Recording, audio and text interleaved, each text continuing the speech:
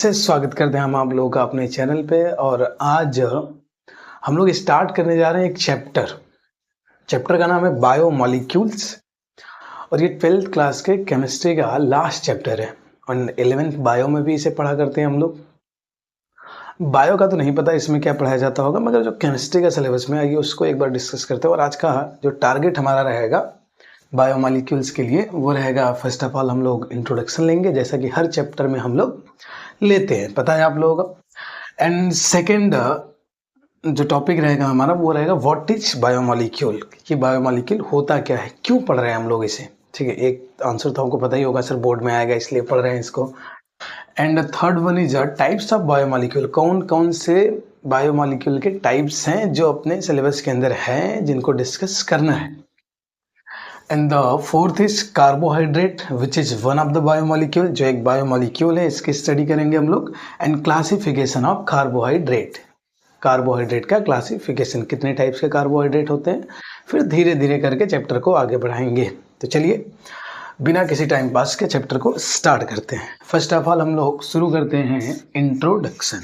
10 line से शुरुआत करती है इसके। वो कहते हैं कि जो लिविंग सिस्टम्स हैं वो composed of non living atoms and molecules, जो बड़ी ही अपने आप में कमाल की बात है, बड़ी मतलब सरप्राइज करने वाली बात है, सोचने वाली बात है कि जितने भी लिविंग सिस्टम होते हैं वो non living atom and molecule से मिलकर बने। मतलब अपने आप में ही बड़े कमाल की बात है कि मतलब प्रकृति भी गजब की चीज़ है। हम जिंदा हैं मगर बने किससे हैं? मरी हुई चीज़ों से। ये खूबसूरती है केमिस्ट्री की, इस बायोमॉलिक्यूल्स की, कि जितने भी लिविंग सिस्टम है that is made up of non living atoms and molecules. अब ये तो डाउट आना चाहिए कि सर ये कैसे पॉसिबल है कि non living atom and molecules मिलकर आपस में एक लिविंग सिस्टम, लिविंग ऑर्गेनिज्म का फॉर्मेशन कर सकते हैं। अब ये जो डाउट आया है ना, आना चाहिए, नहीं आया है तो, और जिसके मन में आया है डाउट कि सर ऐसा क्या होता होगा, मतलब क्या खास बात होती होगी कि non living atom and molecules आपस में मिलते हैं और एक लिविंग ऑर्गेनिज्म का, लिविंग सिस्टम का फॉर्मेशन कर देते हैं। ये जो क्या का जवाब ढूंढना है ना, इसी पूरे थॉट प्रोसेस को, या कहें तो यही जो हमारा सब्जेक्ट है, ये सब्जेक्ट आता है बायोकेमिस्ट्री के अंदर। मतलब ये पता करना कि नॉन लिविंग ऑर्गेनिजम्स या non living atom and molecules आपस में मिलकर एक दूसरे से कैसे इंटरेक्शन करते होंगे कि इस रिजल्ट के बाद हमें एक लिविंग सिस्टम मिलता हो, लिविंग ऑर्गेनिज्म मिलता हो। इसकी जो पढ़ाई होती है वो बायोकेमिस्ट्री के अंदर होती है। अब फिर बायोमॉलिक्यूल क्या है? Biomolecule is the domain of biochemistry, the domain of biochemistry. देखिए इसमें वर्ड है बायोकेमिस्ट्री, मतलब देखा जाए तो बड़ी चीज बायोकेमिस्ट्री, उसमें एक छोटा सा पार्ट है biomolecules. The domain of biochemistry which deals with the knowledge of what goes chemically within a living system, what goes chemically within a living system। मतलब बायोमॉलिक्यूल बायोकेमिस्ट्री का एक छोटा सा डोमेन है जो ये डील करता है कि लिविंग सिस्टम के अंदर केमिकली क्या चल रहा है। मतलब लिविंग सिस्टम के कई एस्पेक्ट हो सकते हैं, फिजिकल, केमिकल, बायोलॉजिकल। उसमें से जो केमिकल एस्पेक्ट होता है वो हम बायोमॉलिक्यूल्स के अंदर डील करते हैं। The domain of biochemistry which deals with the knowledge of what goes chemically within a living system is called biomolecules। Biomolecules के अंदर हम क्या पढ़ते हैं कि किसी भी लिविंग सिस्टम के अंदर केमिकली क्या चल रहा है, केमिकल रिएक्शन कौन से चल रहे हैं। मतलब एक लिविंग सिस्टम के अंदर केमिस्ट्री वाला पार्ट कौन सा है वो हम पढ़ते हैं बायोमॉलिक्यूल्स के अंदर, इसीलिए हम लोग इसको केमिस्ट्री में पढ़ते हैं। तो सर बायोमॉलिक्यूल क्या है? बायोमॉलिक्यूल है the living systems are made up of various complex molecule called biomolecules. Biomolecule क्या है? वो कॉम्प्लेक्स मॉलिक्यूल हैं जो आपस में मिलकर एक लिविंग सिस्टम स्टेबलाइज करते हैं, लिविंग सिस्टम का फॉर्मेशन करते हैं, वो कहलाते हैं बायोमॉलिक्यूल्स। ठीक है, अब हम लोग देखते हैं कि कौन कौन से बायोमॉलिक्यूल हैं जो हमें पढ़ने हैं। ठीक है,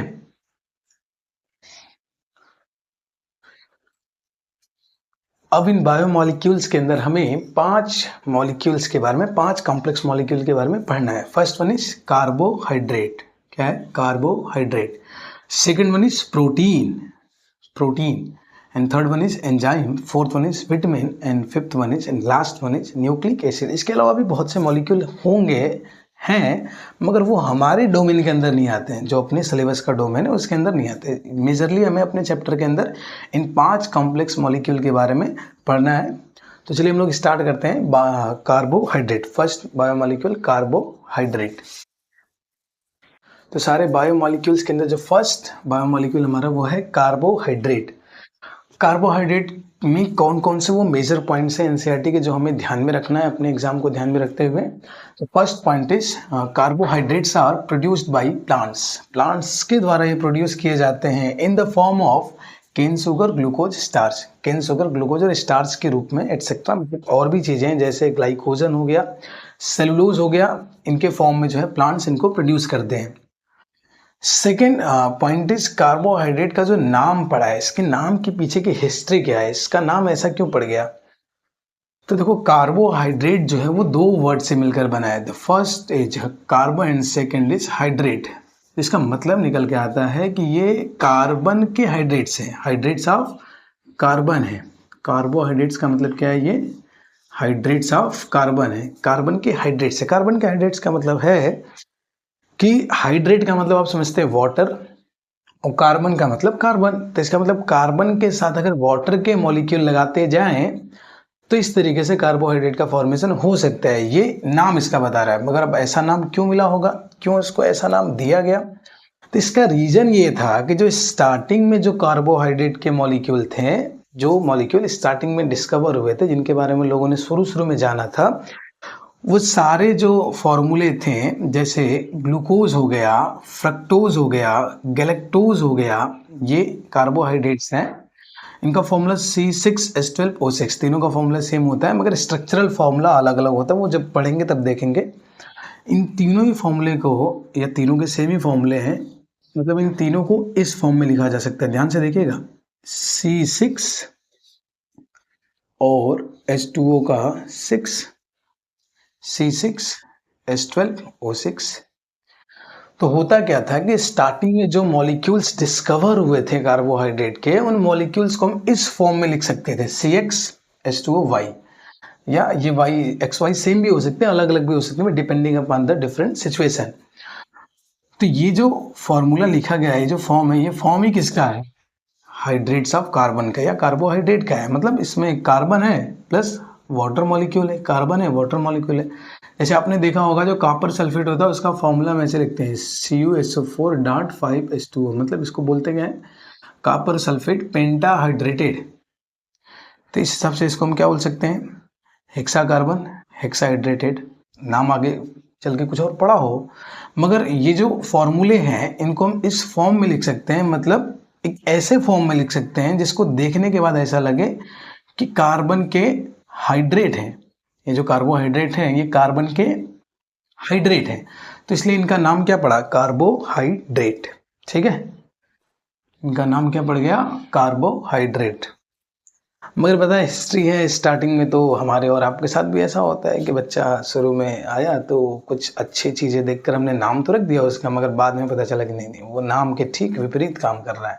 नाम है सार्थक और जीवन में हर एक काम उनका निरर्थक है। नाम बढ़ गया राम, काम कर रहे रावण का। किसी का नाम जो है पड़ जाता है, क्या बोलते हैं हम, नयन सुख, और आगे चल के पता चले अंधे हो गए। तो कहावत चलते ना, आंखों के अंधे नाम नयन सुख।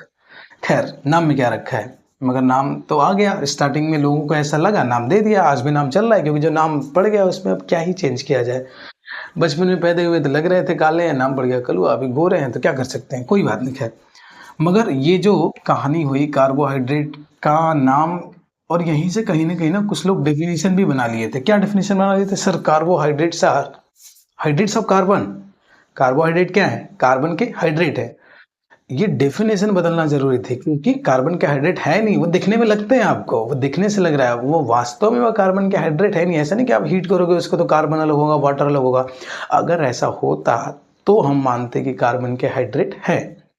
इसका मतलब जो नामकरण है वो सिर्फ शकल देखकर नहीं किया जा सकता, कुछ प्रॉपर्टीज भी ऑब्जर्व करनी जरूरी है। जब प्रॉपर्टी को ऑब्जर्व किया गया तो नाम तो वही रहा, मगर डेफिनेशन चेंज की गई। वो डेफिनेशन क्या चेंज की गई उस पर जाने से पहले जरा हम ये जान लेते हैं कि प्रॉपर्टीज कैसे डिफरेंट थी और ये नाम क्यों ठीक नहीं था। प्रॉपर्टीज के आने से तो जो चेंज हुआ सो हुआ, आगे कुछ नए मॉलिक्यूल जो हैं उन्होंने भी ये साबित किया कि जो नाम आप सोच रहे हैं या जो डेफिनेशन आप सोच रहे हैं वो ठीक नहीं है। क्यों नहीं ठीक है? तो हम कह सकते हैं कि कार्बोहाइड्रेट नाम पड़ा भी और आगे चल के मतलब ख़त्म भी हो गया। अब कार्बोहाइड्रेट भले ही हम बोलते हैं मगर मन ही मन सबको पता रहता है कि ये कार्बन के हाइड्रेट है नहीं। क्यों नहीं है? क्योंकि ना इसमें दो मॉलिक्यूल का जिक्र हुआ है। एक एसिडिक एसिड जो कि आपको पता है, अच्छे से पता है कि ये कार्बोक्सिलिक एसिड वाली फैमिली का सेकेंड मेंबर है। इसका फॉर्मूला क्या है? CH3COOH। ठीक है सर, मॉलिक्यूलर फॉर्मूला में क्या फर्क पड़ता है? किसी टाइम को इधर उधर खड़ा, इसको ऐसे भी तो लिख सकते हैं C2H4O2। तब बोलोगे बिल्कुल ऐसे भी लिखा जा सकता है। अच्छा, इसको ऐसे भी तो लिखा जा सकता है C2H2O का ट्वाइस। हाँ सर, ऐसे भी लिखा जा सकता है। मगर ये इसका मतलब क्या हुआ? ये कार्बन का हाइड्रेट है ये। हाँ सर, कार्बन का हाइड्रेट फॉर्मूले के हिसाब से जो भी कंडीशन दी गई है उस कंडीशन को सेटिस्फाइड कर रहा है। इसका मतलब सर ये कार्बोहाइड्रेट है? नहीं, ये तो हमें पता है ये कार्बोहाइड्रेट नहीं है। इसका मतलब जो आप सोच रहे हैं कि कार्बोहाइड्रेट हाइड्रेट्स ऑफ कार्बन होते हैं, ये बात बिल्कुल गलत है, क्योंकि सारे हाइड्रेट्स ऑफ कार्बन कार्बोहाइड्रेट नहीं है। तो आप क्या कहोगे? सर कोई बात नहीं, हम कहेंगे सर कार्बोहाइड्रेट्स सारे के सारे कार्बोहाइड्रेट्स हाइड्रेट्स ऑफ कार्बन हैं, मगर सारे के सारे हाइड्रेट्स ऑफ कार्बन कार्बोहाइड्रेट नहीं है। ऐसा तो कई बार होता है, साइंस में होता है, केमिस्ट्री में होता है, अदर सब्जेक्ट में भी होता है। जैसे all ores are mineral but all minerals are not ore. मगर रुकिए, ये देखिए रेमनूज है। क्या है? चलिए छोड़ देते हैं इसको। ये बताइए, इसको इस फॉर्म में लिखा जा सकता है क्या? लिख सकते हैं सर C6, यहाँ H2O का 6 लिख देते हैं, मगर 6 लिखोगे तो ये तो 6 हो जाएगा। सर 5 लिख देते हैं, 5 लिखोगे तो ये 10 हो जाएगा। मगर ये इस फॉर्म, इसका मतलब है कि ये इस फॉर्म में नहीं लिखा जा सकता। रेमनोज को इस फॉर्म में नहीं लिखा जा सकता। तो रेमनोज है क्या? ये कार्बोहाइड्रेट है। ये क्या है? ये कार्बोहाइड्रेट है। उसको उस फॉर्मूले में लिखा ही नहीं जा सकता जो फॉर्मूला हम लोगों ने कार्बोहाइड्रेट के लिए एक्सपेक्ट किया था। इसका मतलब ये जो फॉर्मूला हमने बनाया है ये फर्जी है, किसी काम का नहीं है। क्यों?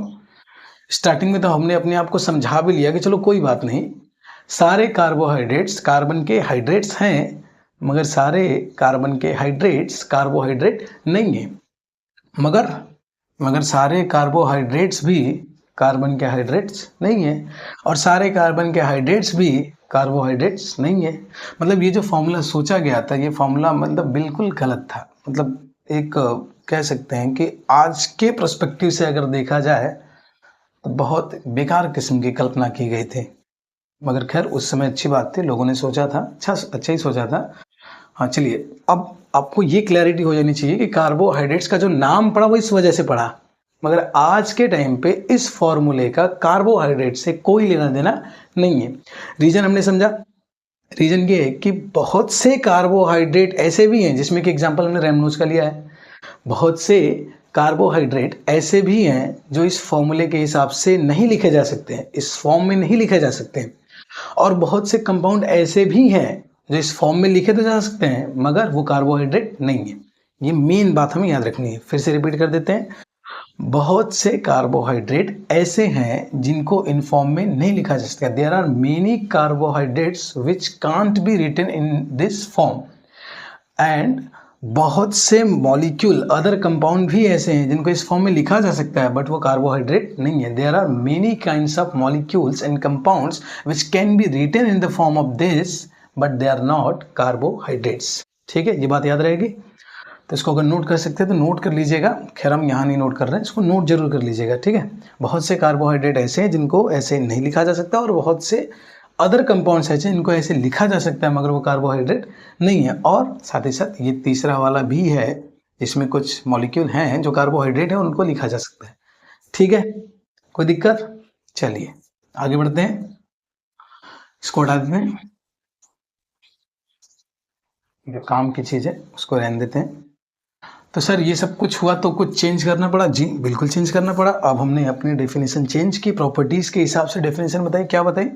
कार्बोहाइड्रेट्स क्या है? Carbohydrates are optically active polyhydroxy और पॉलीहाइड्रोक्सी, यहाँ पे एक मिस्टेक है, ये तो ठीक है, पॉलीहाइड्रोक्सी एल्डिहाइड,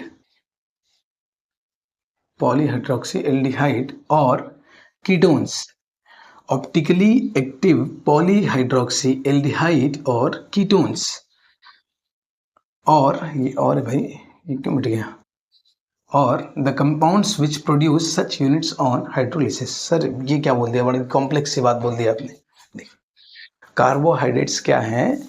वो कंपाउंड्स जो ऑप्टिकली एक्टिव हैं, वो कंपाउंड्स जो ऑप्टिकली, दो शर्त हैं, ऑप्टिकली एक्टिव हैं और पॉलीहाइड्रोक्सी है, मतलब ढेर सारे OH ग्रुप मौजूद है उसमें, और वो या तो एल्डिहाइड है या तो कीटोन है, या तो एल्डिहाइड है या तो कीटोन है। तीन बात याद रखनी है सर, बहुत सिंपल है। ऐसे कार्बोहाइड्रेट्स क्या है?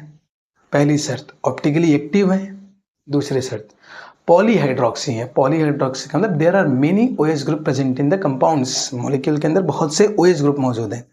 And the third one is, वो या तो एल्डिहाइड है या तो कीटोन, जो उनका मेन फंक्शनल ग्रुप है वो या तो एल्डिहाइड है या तो कीटोन है।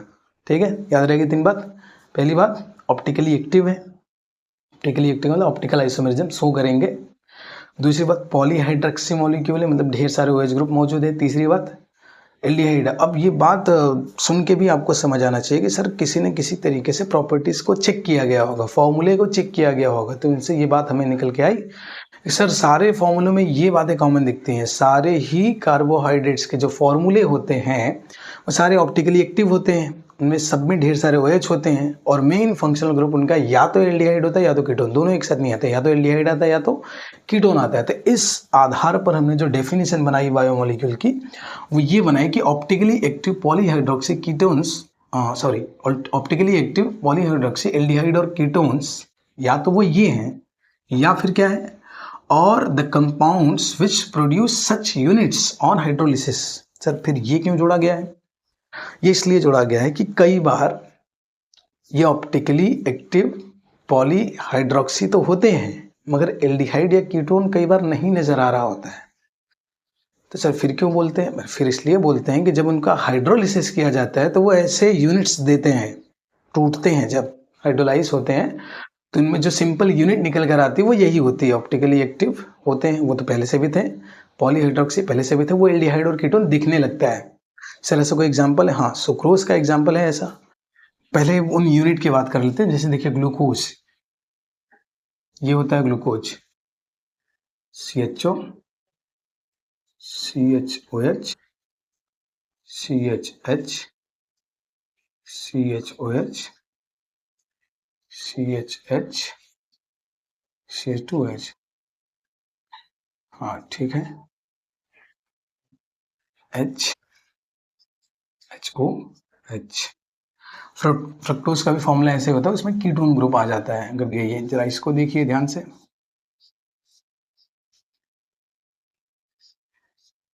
इसका फॉर्मूला कैसे है, इसके कॉम्प्लेक्सिटी पे मत जाइएगा, सिर्फ फॉर्मूले को देखिए।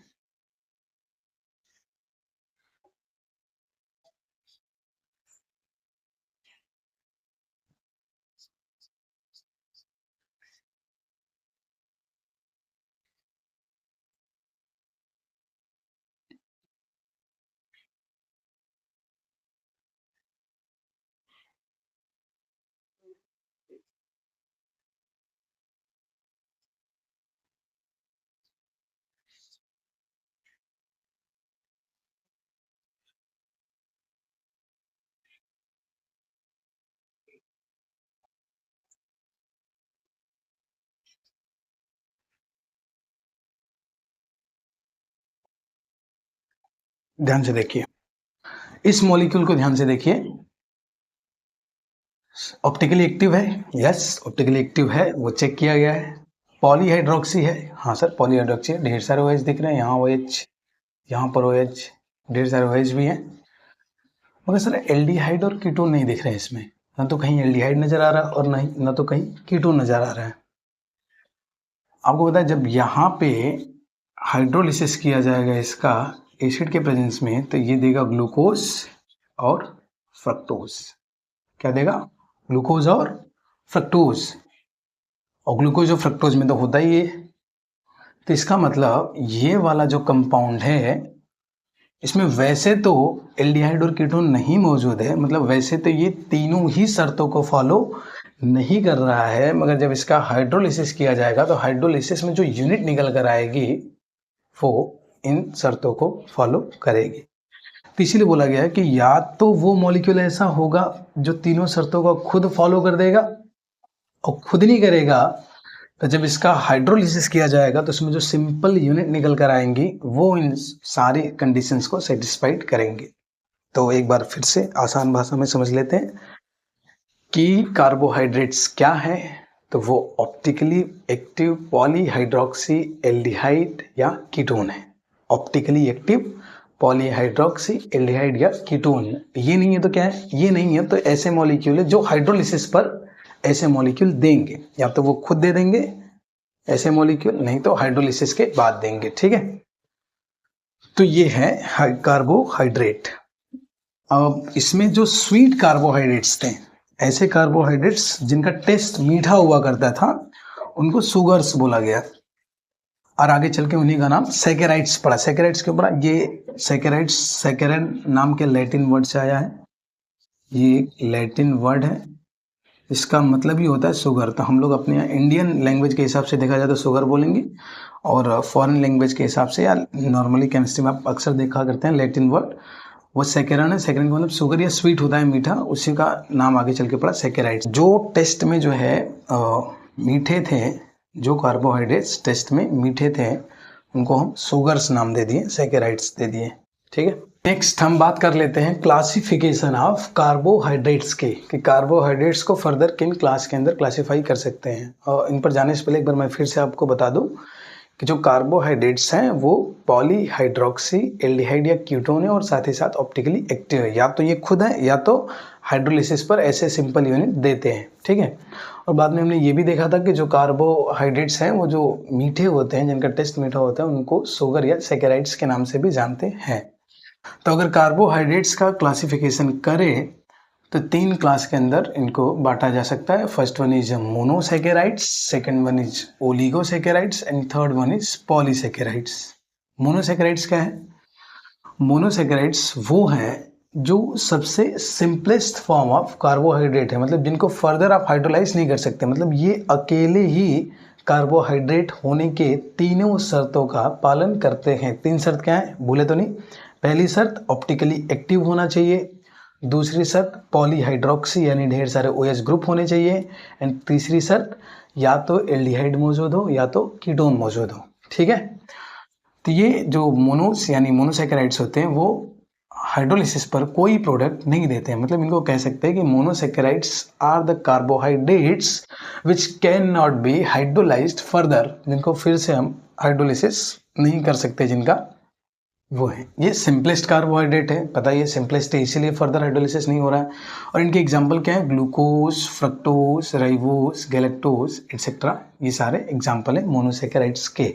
ठीक है, next one is oligosaccharides. Oligosaccharides क्या है? जो ओलिगोज होते हैं यानी ओलिगोसैकेराइड्स होते हैं, उनका जब हाइड्रोलिसिस करते हैं तो 2 से 10 मोनोज यानी मोनोसैकेराइड देते हैं। मोनोसैकेराइड क्या है? सिंपलेस्ट पॉलीहाइड्रोक्सी कीटोन या एल्डिहाइड है, साथ में ऑप्टिकली एक्टिव है, जो सबसे सिंपलेस्ट कार्बोहाइड्रेट है। इसका लिए तीनों शर्त नहीं फॉलो करते हैं, 2 करते हैं, कोई एक करते हैं, मगर जब हाइड्रोलिसिस करते हैं इनका तो जो सिंपल यूनिट निकल के आती है, जो मोनोसैकेराइड्स निकल के आते हैं, वो इन तीनों शर्तों का पालन करते हैं। तो ओलिगोसैकेराइड्स क्या हैं? जो 2 या 2 से अधिक यानी 10 तक, 2 से लेकर 10 तक मोनोसैकेराइड्स से बने होते हैं, वो ओलिगोसैकेराइड्स है। जब हाइड्रोलिसिस करेंगे तो 2 से लेकर 10 देंगे आप, क्योंकि 2 से लेकर 10 मोनोसैकेराइड दे सकते हैं, इसलिए इनका फर्दर क्लासिफिकेशन हो सकता है।